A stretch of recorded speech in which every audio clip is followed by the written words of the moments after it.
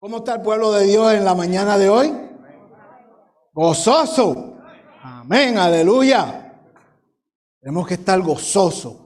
Sentir la fuerza y el poder del Señor. No está en la lenta, sino sentir la presencia de Dios. Gozarnos en la presencia de Dios. Así que tenemos que sonreír, tenemos que gozarnos, tenemos que sentir ese verdadero deseo, demostrar ese deseo, ese amor por el Señor, porque estamos aquí ante su presencia. Aleluya, gloria a Dios. Hermano, Dios les bendiga y bienvenido aquí a la casa del Señor. Lo invito a que antes de sentarse se saluden los unos a los otros. Levante su mano, saluden, un abrazo a todos en el amor del Señor, igualmente aquellos que están a través de la internet. Hoy se pueden sentar.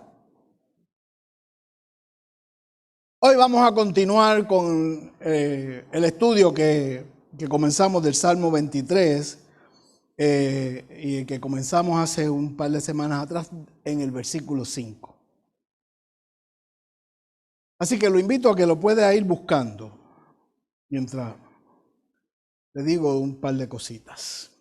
Puede ir buscando el Salmo 23, versículo 5. Y recuerden que el título del mensaje que hemos estado trayendo es El consuelo de Dios. Porque cada uno de nosotros necesita el consuelo de Dios. Cada uno de nosotros necesita que el Señor esté al lado nuestro en los momentos de dolor.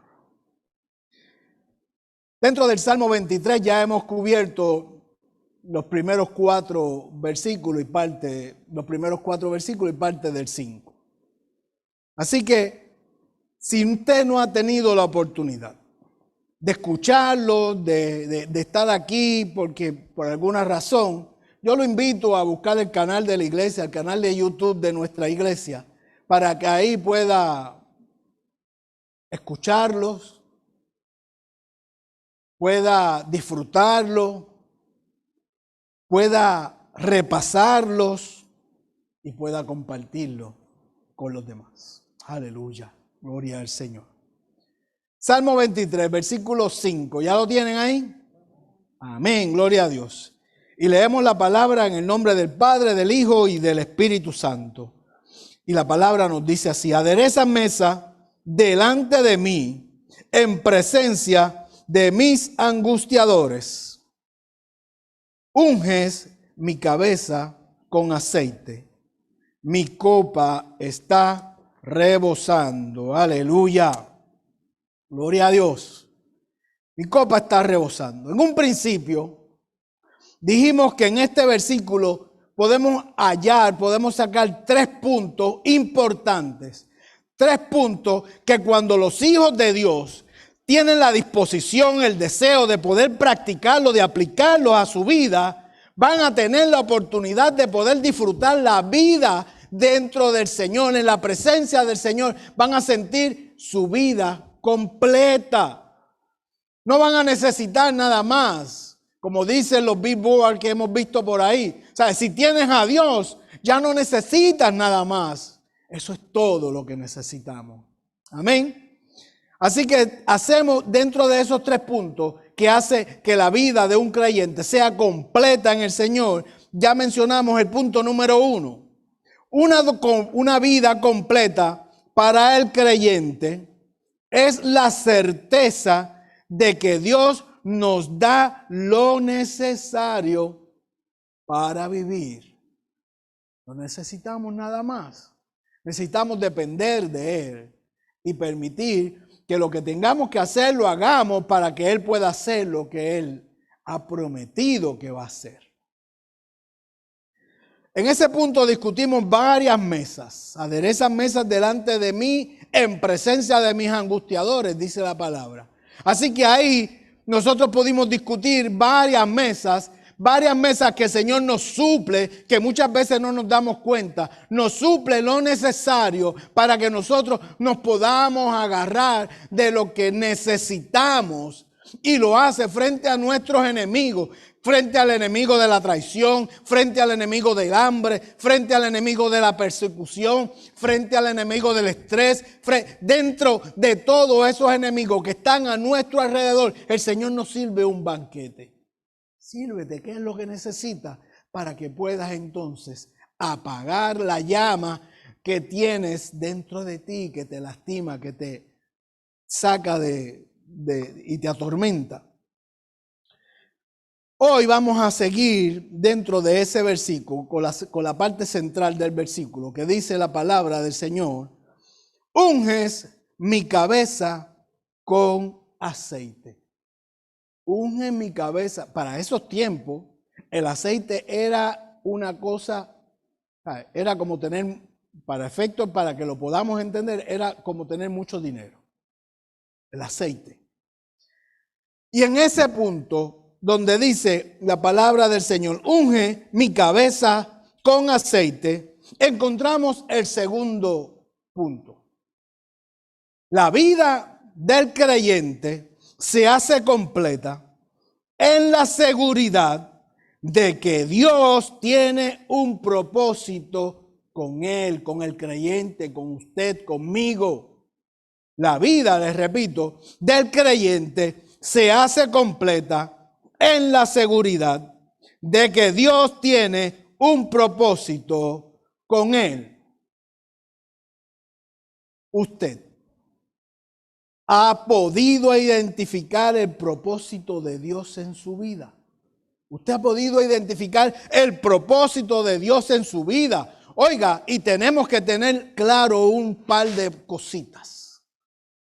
El propósito de Dios en su vida no es levantarse a las 5 o 6 de la mañana e ir a trabajar. Eso es una obligación. Y cumplir, esa es una responsabilidad que tenemos con nuestro trabajo.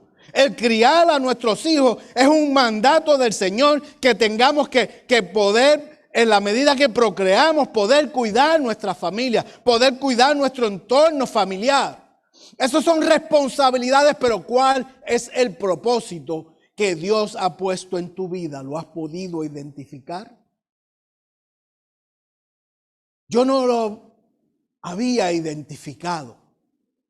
Inclusive hasta el Señor poniéndomelo de frente como si fuera un letrero así de grande en neón. Yo tampoco decía, no, eso no es correcto. ¿Por qué? Porque hay un propósito. Así que dentro de ese propósito yo lo que veía era estudiar, trabajar, prosperar, seguir hacia adelante, alcanzar posiciones, reconocimiento. Pero ese no era el propósito de Dios. Inclusive cuando mi esposa, Betsy, me decía, tenemos que ir a la iglesia. ¿Qué iglesia ni qué iglesia? Olvídate de la iglesia. Porque yo no veía el propósito de Dios en mi vida. Hasta que un día ella dijo, ¿sabes qué? Si tú no me acompañas, yo voy a ir como quiera.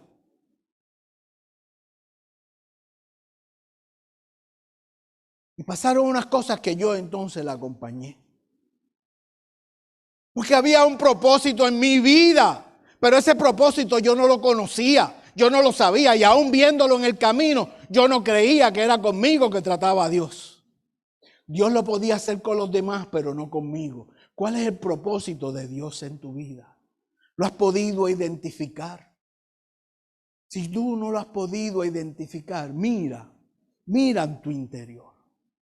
Pero mira en tu interior, dentro por dentro de la palabra, dentro de lo que el Señor quiere, no lo que nosotros queremos, nosotros deseamos. ¿Cuál es el propósito de Dios en tu vida? ¿Cuál es? No dude y no podemos dudar que Dios tiene un propósito con todos. Aún Amanda es la más jovencita aquí, ¿verdad? Aún con Amanda, la bebé, ¿cuánto tiene Amanda? 6 añitos. Igual con Yasai, con Yai, con Mía por aquí también. Con todos nosotros no dude que Dios tiene un propósito. para que Dios pueda trabajar con nosotros y que ese propósito se cumpla, tenemos que acercarnos a Él. Y allí también contigo que estás allá donde estés, en tu casa, en el trabajo, en donde estés. También tiene un propósito contigo, pero hay una responsabilidad nuestra que debemos cumplir. Y esa responsabilidad, según la palabra, dice que nosotros tenemos que ir ante la presencia de Dios arrepentido, humillado. Permitir que Él sea el que trabaje con cada uno de nosotros. Y en esa medida que nos arrepentimos, le pedimos perdón. Le pedimos al Señor, Señor, yo quiero ser parte de tu vida. Acéptame como tu hijo. Y cuando el Señor nos acepta como sus hijos, somos parte de la familia de Dios. Entonces, ¿cuál es mi responsabilidad? La palabra dice en 2 de Corintios capítulo 5, versículo 17. Ahí está plasmado claramente lo que el Señor dice cuando hacemos ese propósito. Mi responsabilidad es humillarme, arrepentirme. Pedir que el Señor sea mi único y exclusivo Salvador. Y el Señor nos acepta como tales. Y entonces de ahí en adelante, ¿ahora qué? Dice 2 de Corintios capítulo 5 versículo 17. De modo que si alguno está en Cristo, nueva criatura es. Las cosas viejas, lo que hicimos, lo que fuimos en el pasado, lo que estábamos buscando allá atrás, lo que estábamos escudriñando posiblemente en el mundo, las cosas viejas pasaron. Y aquí todas son hechas nuevas. Gloria a Dios por su palabra. Gloria a Dios por su promesa. Porque verdaderamente cuando nosotros vemos eso nos podemos regocijar, porque no importa cuál haya sido mi vida pasada. Posiblemente la vida, lo que yo hice en el pasado fue lo más terrible que cualquiera de ustedes haya hecho. No sabemos. Pero Dios me da una promesa que si yo me arrepiento y busco de su rostro y de ahí en adelante le soy fiel, me dice que soy una nueva criatura. Las cosas viejas pasaron. No importa lo que haya pasado en tu vida, no importa lo que esté pasando, no importa lo que haya pasado, lo que hiciste. Si haces profesión de fe, te arrepientes ante el Señor, le pides perdón, Él te hace una nueva criatura. Aleluya. Pero es importante que luego de esto sigamos sujetados de su mano. Porque por ahí hay unas corrientes que nos hablan de triple S y no es del plan médico. Salvo siempre salvo. Que yo entonces hago la profesión de fe, me arrepiento. Entonces después de eso, pues no importa lo que yo haga, si me mantengo siempre en la periferia, pues yo soy salvo, pues se equivocó. Cuando suena, yo no soy quien para juzgar eso. Cuando suene la trompeta, sabremos. Como dicen algunos pastores por ahí, vamos a ver sorpresa. Posiblemente lo que nosotros le dimos las llaves para que entraran, que no tenemos autoridad para dar ninguna llave, que dimos entrada, a lo mejor a eso no los vamos a encontrar. Y aquellos que desechamos y dijimos, ese no tiene perdón de Dios, a lo mejor es el que nos abre la puerta.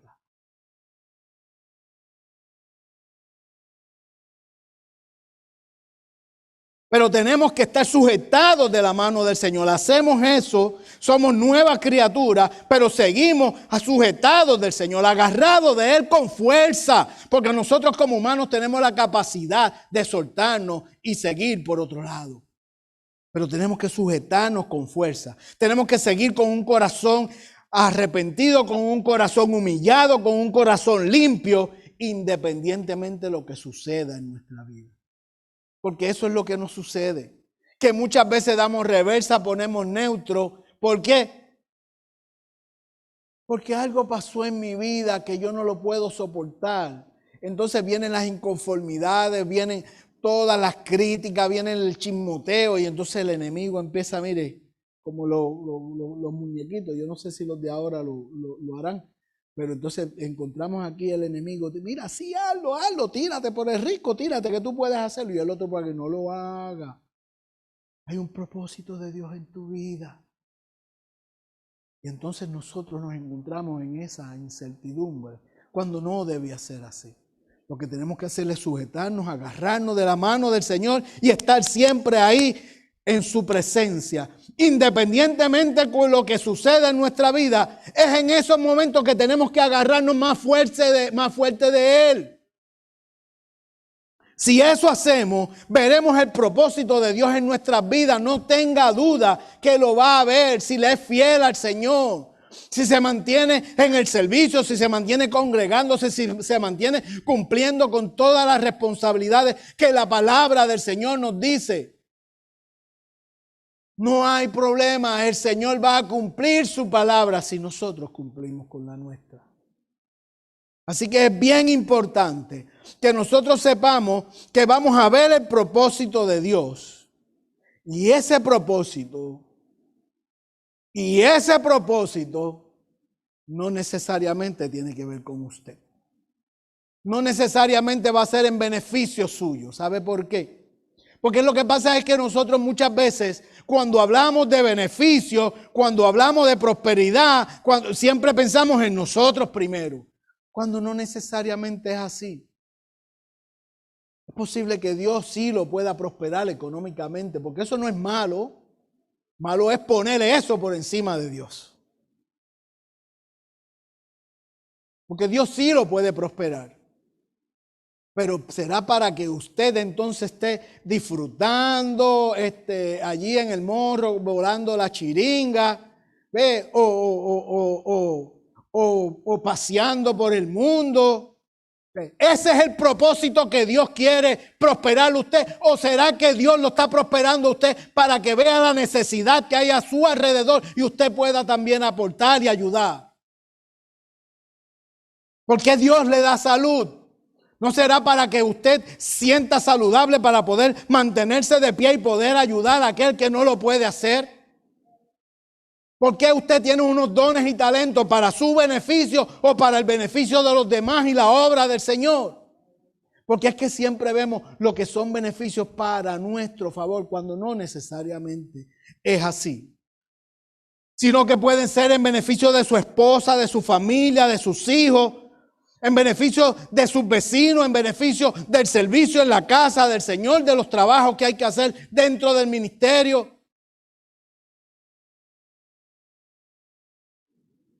Cuando el Señor nos dice, unge mi cabeza con aceite, debemos preguntarnos por qué el Señor quiere ungirme con aceite.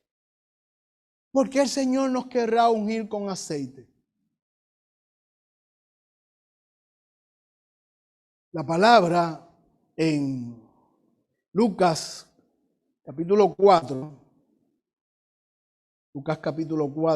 versículo 18, dice: el Espíritu del Señor está sobre mí por cuanto me ha ungido para llevar las buenas nuevas a los pobres, para sanar a los enfermos. Por cuanto me ha ungido para dar buenas nuevas a los pobres, me ha enviado a sanar a los quebrantados de corazón, a pregonar libertad a los cautivos y vista a los ciegos, a poner en libertad a los oprimidos.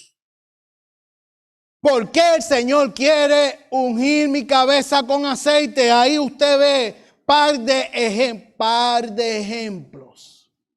Para que vayamos en beneficio de los demás. La palabra, cuando nos habla en el Nuevo Testamento, y así mismo lo hacemos las iglesias bajo el Nuevo Testamento, neotestamentaria, cuando la palabra nos dice el aceite, nos está hablando de sanar enfermos. En la palabra ahí en el Nuevo Testamento ungían con aceite cuando iban a orar por los enfermos. Ungían con aceite cuando querían separar a alguien para que fuera para el Señor, lo ungían con aceite. O sea que cuando podemos ver que en la palabra nos habla de ungir con aceite, nos está hablando del propósito de Dios en la vida de una persona para que se manifieste la presencia de Dios, la voluntad de Dios en esa persona. Y ahora no es diferente. Al principio de la serie les mencioné varios puntos, pero quiero mencionarle algo en particular. Porque cuando el Señor dice que quiere ungir nuestra cabeza con aceite, nos está diciendo que quiere restaurar nuestras vidas. Quiere sanar nuestras enfermedades. Quiere ver que nosotros estemos bien, restaurarnos de la manera como Él nos creó, bajo su imagen y semejanza. Así que cuando el Señor dice, ¿por qué quiere ungirnos con aceite? Número uno, para restaurarnos. Y entonces les decía que al principio de la serie mencioné algunas características de la oveja. ¿Verdad? ¿Se recuerdan? Les mencioné algunas de las características de la oveja. Y esas características podemos ver que cada una de ellas lo que hace es que ellas sean dependientes de su pastor. Estén sujetadas del pastor, estén cerca del pastor todo el tiempo. Ellas en el camino, cuando van caminando de un lugar a otro buscando pastos frescos, pastos buenos que el pastor las va dirigiendo, en ese camino ellas encuentran malos terrenos, se lastiman, se golpean, pueden caer por peñasco, por risco, por pendientes, pueden caer, se lastiman. Pueden encontrar enemigos que las pueden herir, que las pueden lastimar. Dentro de ese camino también ellas encuentran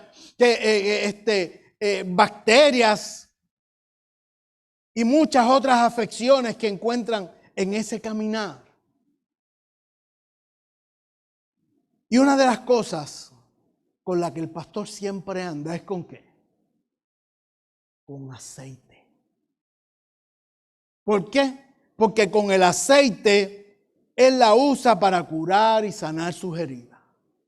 Cuando son lastimadas, la usan para lubricar su nariz, para que la mosca no deposite sus huevos ahí. Y esos huevos vayan luego de empollar puedan salir y se crea el gusano de la modorra, que es el gusano que se aloja en su cerebro y las martiriza, las lastima fuertemente de tal manera que ellas salen corriendo y se dan con lo que encuentran. Ese aceite precisamente es con la protección de ellas.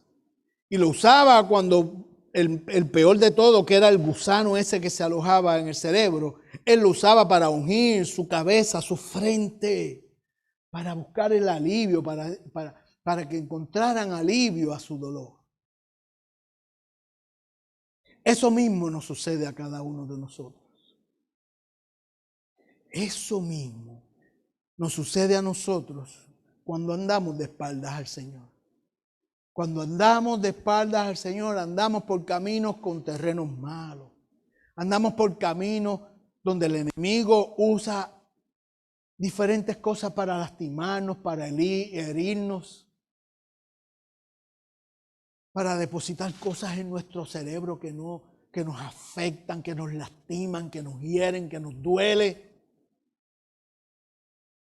que nos nublan el entendimiento, que no sabemos qué hacer, porque el enemigo lo que trata de hacer con nosotros es confundirnos, ver que veamos el camino que no es el camino correcto. Nosotros tratamos de ir por el camino hacia el Señor y el enemigo lo que hace es precisamente en ese caminar depositar diferentes bacterias, diferentes heridas, nos lastima. ¿Para qué? Para que nos desviemos del Señor. Porque precisamente, y es algo que yo siempre les digo a los hermanos cuando comienzan, cuando se acercan al Señor, cuando le piden perdón, que en esas primeras semanas va a ser una batalla, porque el enemigo va a estar batallando con perder una vida. Y de esa manera tenemos que estar preparados y estar dispuestos a tener que llamar, necesito consejo, necesito ayuda, necesito oración. Porque esa batalla va a comenzar. Por eso es que nosotros siempre le damos un librito que dice, ¿y ahora qué? Y ahora que acepté al Señor, ¿qué va a pasar con mi vida? Ahí te da las instrucciones. ¿Por qué? Porque es una batalla y el enemigo no va a tratar de perderla, no va a ser fácil. Pero nosotros, si nos sujetamos del Señor, si buscamos su presencia, no necesitamos nada más, porque nuestra vida se hace completa en Él, en la seguridad de que Él está con nosotros. Ahora bien, ¿cuál es el aceite que el Señor usa para consolarnos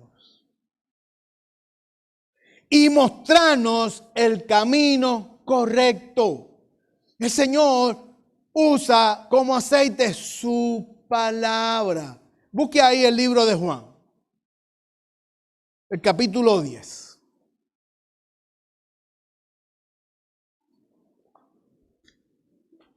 Aleluya. Juan capítulo 10. Pues el Señor, ¿qué usa para que nosotros, qué aceite usa para ungirnos a nosotros, para consolarnos, para mostrarnos el camino correcto? Pues usa su palabra.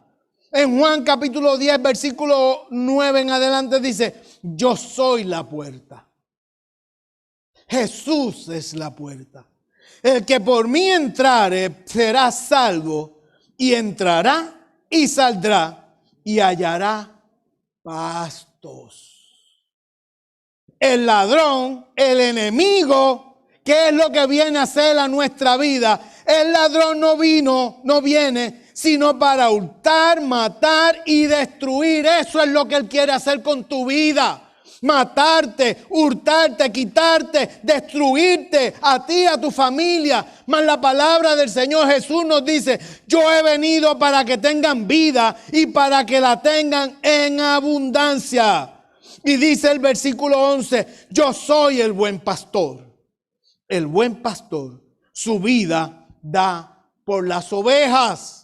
Así que si nosotros nos hemos acercado al Señor y nos hemos mantenido fiel, Él dice que Él es nuestro pastor, el buen pastor. Su vida da por las ovejas. Así que Él está dispuesto a dar su vida por usted y por mí. Ya la dio en la cruz.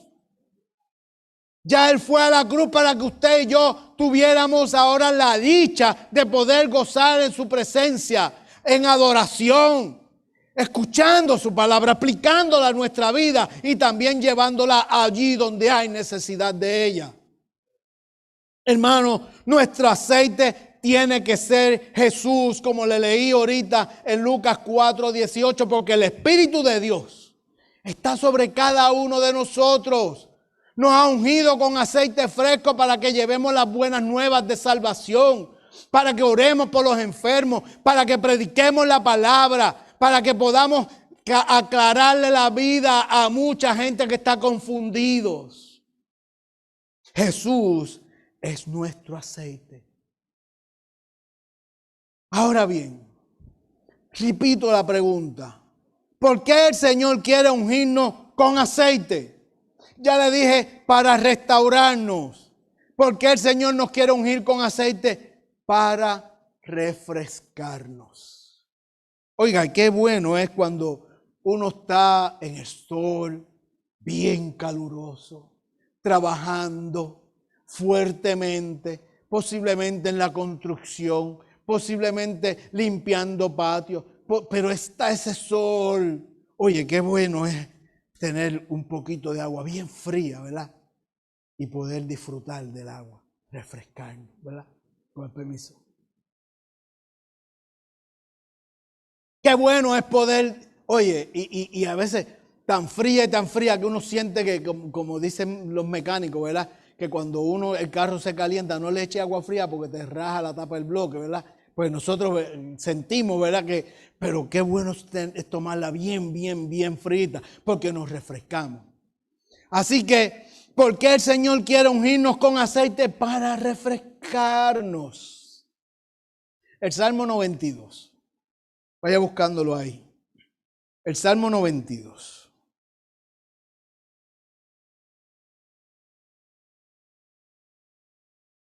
Salmo 92, versículo 10, dice: pero tú aumentarás mis fuerzas como las del búfalo. Seré ungido con aceite fresco. Nos quiere refrescar. Hermano, no tenga duda de que Dios nos unge y cuando lo hace, significa que nos está consolando en medio de nuestro dolor. Es en ese momento que Él nos consuela. Cuando está pasando la situación más difícil que nosotros creemos, porque creemos que este momento es el más difícil de mi vida, pero lo superamos. Pero el mes que viene tenemos otra situación, entonces decimos, este es el momento más difícil de mi vida, porque cada momento es difícil, es doloroso. Primero porque nos frustra, no lo esperamos, no lo deseamos, nos duele. Así que cuando Él usa aceite fresco, lo que significa es que nos está consolando en medio de nuestro dolor. Nos está consolando en medio de nuestras aflicciones, en medio de cualquier sea la situación de la separación, de un familiar que acaba de fallecer, de cualquier sea la aflicción, la pérdida del trabajo, la pérdida de los ingresos, la situación económica, cualquier sea la situación. Él nos consuela, nos unge. Él tiene para nosotros aceite fresco. Aceite fresco es algo nuevo. Las cosas viejas pasaron, todas son hechas nuevas. Así que no podemos seguir mirando hacia atrás.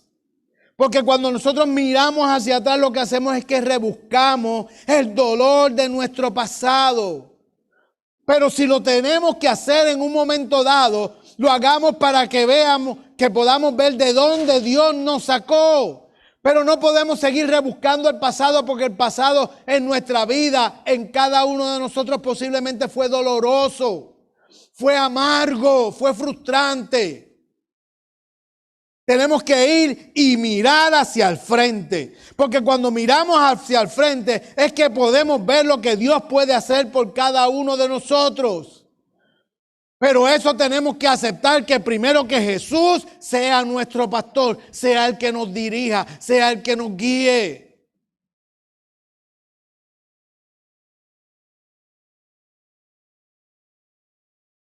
Así que hermanos, no importa lo herido o lastimado que estemos, Dios pone aceite fresco en nosotros. Y eso significa que renueva nuestra fuerza con el aceite de la unción. Aceite nuevo, aceite fresco. ¿Se ha preguntado qué es lo que algunos salen a buscar al mundo? ¿Qué la gente sale a buscar al mundo? Yo creo que aquellos que no nacimos bajo el techo de un hogar cristiano y que tuvimos la oportunidad en un momento dado de tomar las decisiones por nuestra cuenta y hacer y deshacer, podemos contestarnos esa pregunta. ¿Qué nosotros salíamos a hacer, a buscar en el mundo? ¿Qué salíamos a buscar? Cada cual tiene su propia historia. Cada cual tiene su propia historia. ¿Qué sale a buscar la gente? Muchos tratan de buscar felicidad donde no la hay. Muchos tratan de buscar dinero. Otros tratan de buscar poder, fama. Hermanos, cada uno de nosotros sabemos lo que hemos salido o lo que salíamos a buscar. Pero también sabemos lo que encontramos. También sabemos lo que pudimos encontrar en un momento dado. Que no necesariamente era lo que necesitábamos. No necesariamente era lo que necesitábamos. Necesitamos a nuestro alrededor personas honestas. Necesitamos apoyarnos con personas que tengan la unción y la presencia del Señor, que reflejen el rostro del Señor. Personas que estén dispuestos a ayudar, a servir y que sepan respetar a los demás. ¿Qué salimos a buscar al mundo? Ofensa, satisfacciones, que nada nos hace llegar, que ninguna de ellas nos hace llegar a los pies del Señor. Si no aceptamos de que estamos mal, que nos fuimos por el camino equivocado y ese camino equivocado provocó heridas profundas. Eso es lo que usted tiene a su alrededor, personas honestas, serias, que reflejan el rostro del Señor. Eso es lo que es usted para los demás. Eso es lo que yo soy para los demás. No solo las personas que caminan de espaldas al Señor necesitan refrescar sus vidas. También hay muchos creyentes que necesitan refrescar sus vidas. Hay muchos creyentes que necesitan examinar el reloj de su vida. La parte final del versículo 5 del Salmo 23 dice la palabra: mi copa está rebosando. Mi copa está rebosando. Y de ahí podemos sacar el punto número 3. La vida del creyente se hace completa cuando pone toda su confianza en Dios. Ahí se hace completa cuando nosotros confiamos solamente en Dios. Cuando tenemos necesidad y nosotros vamos ante la presencia del Señor en oración y le pedimos que nos ayude. Esa es nuestra seguridad de que Él va a suplir lo que necesitamos. Y ahí nos está diciendo que ponemos nuestra confianza en Él. No necesitamos otra cosa. La vida del creyente se hace completa cuando pone su confianza en Dios. ¿Alguna vez has sentido que el Señor tiene sus brazos abiertos? ¿Alguna vez has sentido que el Señor te ha llamado? ¿Alguna vez has sentido la presencia del Señor en tu vida, dirigiéndote, exhortándote a que haga las cosas de otra manera? ¿Alguna vez lo has sentido? Y cuando eso ha pasado, ¿has tenido la capacidad de abrir tu corazón a Él?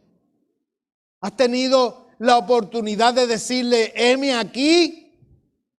Trabaja con lo que tengas que trabajar. Yo soy incapaz de hacerlo, ya lo demostré. Tropecé, me caí, me sacudí el polvo, me levanté y ahora estoy aquí pidiéndote perdón y pidiéndote ayuda. Cuando vemos al Señor abriendo nuestras manos y llamándonos, lo hemos hecho, nos hemos acercado a Él, le hemos abierto nuestro corazón para que haga lo que tenga que hacer con nuestra vida. La palabra nos dice: mi copa está rebosando. Mi copa está rebosando. Y cuando vemos esa palabra, vemos como una copa, como un vaso, ¿verdad? Que se está llenando, y sigue llenando, que hasta se desborda. Está rebosando. Esta copa, cuando David hace esta referencia, lo hace refiriéndose a su vida. La copa es la vida de David. Y cuando él le dice que está rebosando, está diciendo que mi copa está rebosando en la presencia de Dios. Nos está diciendo: mi vida está llena de la presencia de Dios. Eso es lo que nos está diciendo David. Lo que está diciendo aquí David: mi copa está rebosando. Mi vida está llena de la presencia del Señor. ¿Cómo está su vida en la mañana de hoy? ¿Está llena de la presencia de Dios? ¿Está ungido con aceite nuevo de parte del Señor? ¿Cómo está nuestra vida? ¿De qué está llena nuestra vida? La vida de David era la presencia, gozarse en la presencia del Señor. Pero tenemos que considerar algo importante en este versículo. que David dice, mi vida está llena de la presencia del Señor. Pero sabe una cosa, que cuando David escribió ese salmo y escribió ese versículo, estaba siendo perseguido, no para darle una amonestación, no para decirle qué te pasa, no para decirle por dónde andas, no para decirle como lo vuelvas a hacer te voy a dar desde acá atrás. No. Cuando David escribe, mi vida está rebosando en la presencia del Señor, estaba siendo perseguido. ¿Por qué? Para matarlo, estaba siendo perseguido para muerte. Pero entonces él se para y dice, mi copa está rebosando, adereza mesa delante de mí en presencia, aunque ande en valle de sombra de muerte no temeré. David estaba siendo perseguido para quitarle la vida. Y ese salmo se escribe cuando David está pasando por esa situación. ¿Sabe qué nos quiere decir eso a nosotros? Esto nos quiere decir que el cristiano puede estar lleno de la presencia del Señor, aún en los momentos más difíciles de su vida. Eso nos dice la palabra del Señor. Si David estaba rebosando, su copa estaba rebosando, su vida estaba llena de la presencia de Dios. En el momento que lo estaban buscando y en cualquier momento, un ejército, no uno ni dos, un ejército. ¿Cuánto más nosotros nos podemos gozar en la presencia del Señor, independientemente cuál sea nuestra situación, cómo esté nuestra vida? Podemos gozarnos en la presencia del Señor. Podemos buscar al Señor. ¿Ves? Que un domingo en la mañana, pues yo me mire al espejo y mire, wow, me salió un barrito en la nariz, no puedo ir a la iglesia, me tengo que excusar. No, tenemos que buscar la presencia de Dios. En el dolor, en la aflicción, tenemos que buscar la presencia del Señor. En donde quiera podemos encontrar la presencia del Señor. Pero la palabra también nos llama y nos invita a congregarnos. ¿Por qué? Porque ¿cómo estarán dos juntos si no están de acuerdo? ¿Por qué? Porque tenemos que estar ante la presencia de... Nos llama a coinonía, nos llama a que podamos disfrutar los unos a los otros. Ese calorcito que recibimos de los hermanos, aun con el distanciamiento físico. Pero gozarnos en la presencia del Señor cuando nos vemos unos a otros. En los momentos difíciles, saber que podemos contar y buscar la presencia de Dios. Aleluya. Oh. Pero tenemos que preguntarnos. Es importante que en este momento nos preguntemos, en nuestros momentos,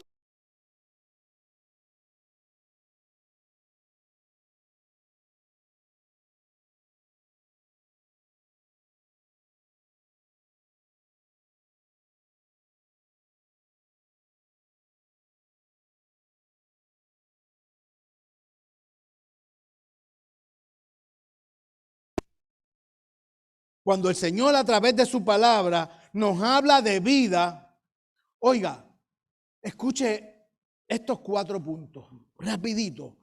Cuando el Señor a través de su palabra nos habla de vida, nos dice que Él ofrece la vida, su vida, y nos ofrece vida abundantemente. Nos da vida eterna, más de lo que merecemos, más de lo que nosotros podemos alcanzar.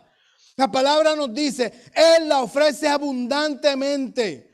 Cuando habla de paz, nos dice que Él nos va a dar la paz que sobrepasa todo entendimiento, por encima de lo que nosotros esperamos que podemos alcanzar. Cuando nos habla de gracia, es una gracia superiminente, es una gracia que no merecemos, una gracia que sobrepasa también. Cuando nos habla de gozo, habla de un gozo inefable, un gozo que buscamos y sentimos en la presencia de Dios. Cada una de las cosas que el Señor nos puede dar, nos ofrece, cada una de esas cosas va por encima de lo que nosotros podemos alcanzar, de lo que nosotros podemos esperar de cualquiera de uno del otro. Dios nos da sobreabundantemente por encima. Entonces, ¿por qué tenemos que salir a buscar a otros lugares? ¿Por qué tenemos que llenar nuestra vida de otras cosas? ¿Por qué?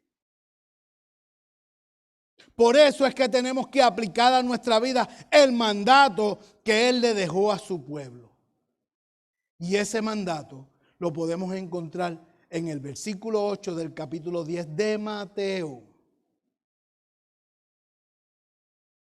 La parte final de ese versículo dice, Mateo 10, 8. De gracia recibisteis. Todas estas cosas las recibimos por la gracia del Señor abundantemente. Por su gracia, por su misericordia. Pero Mateo 8, 10 nos dice, de gracias recibisteis, dad de gracias. Porque algunos ponen su copa boca arriba. Ponen su boca arriba. Mi copa está rebosando, está llenándose para yo, solamente yo y nada más que yo recibir. Envía todo por ahí que yo lo voy a recibir. Y cuando hacen eso no permitimos que los demás puedan tomar de esa copa que se está llenando, que se está rebosando. Otros buscan una copa, lo que hacen es que buscan una copa más grande para recibir, recibir y recibir. No dan por gracia lo que Dios le ha dado, nos ha dado por gracia. Así que, hermano, yo los invito en la mañana de hoy a acercarse al Señor, para que Él lo pueda usar para bendecir a otros, dando por gracia lo que por gracia hemos recibido. La palabra del Señor, a través de la oración, a través de la palabra de consuelo. No seguir sentado esperando, sino parado dando lo que ya hemos recibido. Recuerde que si no somos parte de la salvación de los demás, estamos siendo parte de la perdición de ellos. ¿Eso es lo que usted quiere? Yo estoy seguro que no. Yo estoy seguro que cada persona, cuando ve necesidad a su alrededor, el Espíritu Santo de Dios lo mueve para poder ayudar, para poder decir, aquí estoy, ¿en qué puedo ayudar? Le invito a inclinar su rostro y cerrar sus ojos. Padre, seguimos dándote gracias. Gracias por tu gracia. Gracias por tu misericordia, que la hace presente cada día en cada uno de nosotros. Que nos hace, Señor, ver la luz del sol cada mañana. Que nos hace poder identificar cuando hacemos lo que tenemos que hacer, el propósito que tú tienes en nuestra vida. Que nos hace, oh Señor, poder buscar tu presencia en nuestros momentos difíciles. Que nos hace, oh Señor, sentir el Espíritu Santo dirigidos, oh Señor, dirigiendo nuestras vidas. Yo te pido, oh Dios, aleluya, Dios, que así lo hagas con cada uno de los hermanos que está en la mañana de hoy escuchándonos aquí en el templo a través del internet, y aquellos que posteriormente, Señor, nos puedan escuchar a través del canal de YouTube. Yo te pido, oh Señor, que sea tu Espíritu Santo, Dios, trayendo convicción de pecado, trayendo convicción de que la palabra tuya y tú eres lo único que necesitamos. Padre, pero también que sea, Señor Jesús, oh Dios, despertando en cada uno de nosotros el deseo de hacer, el deseo de movernos, Señor, pero para que sea tu gloria a nuestro alrededor. Te lo pedimos, Dios. Trabaja independientemente con cada uno de nosotros. Oh Dios, en el nombre de Jesús. Pero ahora también quiero hacer un llamado. Si hay alguien en la mañana de hoy, aquí presente o allá en su casa, que hayas recibido de parte del Espíritu Santo la convicción de que tienes que acercarte más al Señor y necesitas pedirle perdón. Esta mañana el Señor te está abriendo una puerta. Yo te pido que ahí donde estés, en cualquier lugar que estés, hagas un alto a las cosas que estén pasando a tu alrededor, en tu mente, y te concentres en lo que Dios quiere hacer en esta mañana contigo. Si hay alguien aquí en el templo o donde quiera que esté, yo lo invito a ponerse de pie para poder manifestar el perdón de sus pecados al Señor. Aleluya. Gloria a Dios. Si hay alguien aquí en la mañana de hoy que quiera arrepentirse de sus pecados, lo invito a orar conmigo. Repita conmigo esta oración. Señor, vengo ante ti, reconociendo mi pecado. Hoy voluntariamente te pido perdón y te reconozco ante todos como mi Señor y Salvador. Acéptame como tu Hijo y envía a tu Espíritu Santo para que me dirija. Y hoy te pido que escribas mi nombre en el libro de la vida, en el nombre del Padre, del Hijo y del Espíritu Santo. Amén. Invito a la congregación a ponerse de pie en este momento. Y así también como hemos orado, Señor, venimos ante tu presencia a pedirte por cada uno de estos hermanos. Tú conoces su realidad, tú conoces cada una de sus situaciones. Yo te pido, oh Dios, que te hagas presente en su vida. Que ellos puedan identificar el verdadero propósito por lo cual tú nos traíste a este mundo. Y yo te pido, oh Dios, que no solamente se los reveles, sino que ellos tengan la disposición de decir que van a ir hacia adelante para cumplir ese propósito. Y que ese propósito sea para tu gloria y para el beneficio de nuestros semejantes a nuestro alrededor.